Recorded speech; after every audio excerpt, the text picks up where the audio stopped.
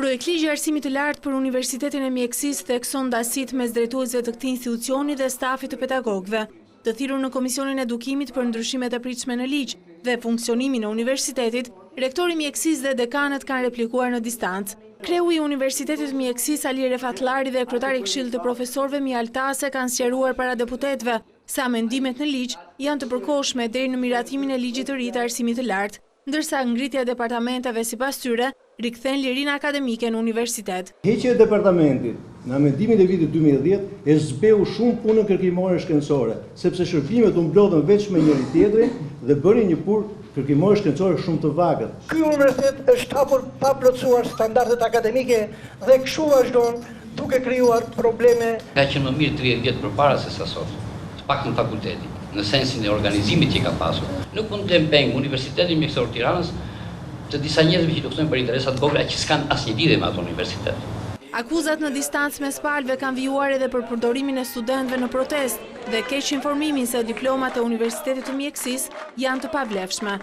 Ky student ka bërë 6 vjet me Universitetin e Tiranës dhe tani për 9 muaj që bëhet universiteti i ri, merr diplomat atje të firmosura dhe kanë shkuar studentët tonë në gjithë botën, nuk jam njëjtur zoti kryetar. Mos janë të keq informuar këta student nga dekanët për katër që mendojnë se i rrezikohet vendi që unë nuk e di për vetë, asgjë s'e di.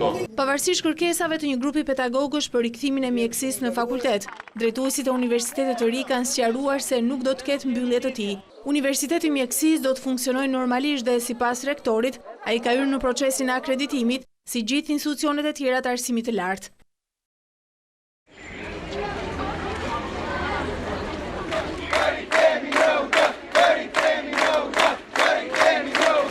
Studentët e mjekësisë kanë protestuar para kryesisë së kuvendit ku diskutoi projekt ligji i ri për arsimin e lartë, ndërsa dekanë e pedagog kanë shqetësimin për emërime të poste drejtuese. Këta të rinj rrezikojnë diplomat e tyre.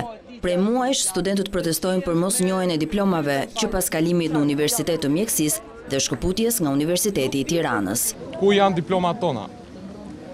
Ku është vota e studentit që deri më sot në këtë të ashtu quajtur universitet nuk është dhënë asnjëherë në të gjitha shkallët e tij përfaqësuese. Kur ky universitet nuk ka asnjë feedback pozitiv, por vetëm feedback negativ që po e zhyt për ditë e më shumë mjekësinë shqiptare. Për çfarë duhet mbajtur ky universitet? Kush janë interesat që duan, kush janë ato persona që fshihen që duan mbajnë këtë universitet? Studentët kanë paralajmëruar se nëse nuk u zgjidhet ngërçi me diplomat, do të vijojnë bojkotin dhe protestat.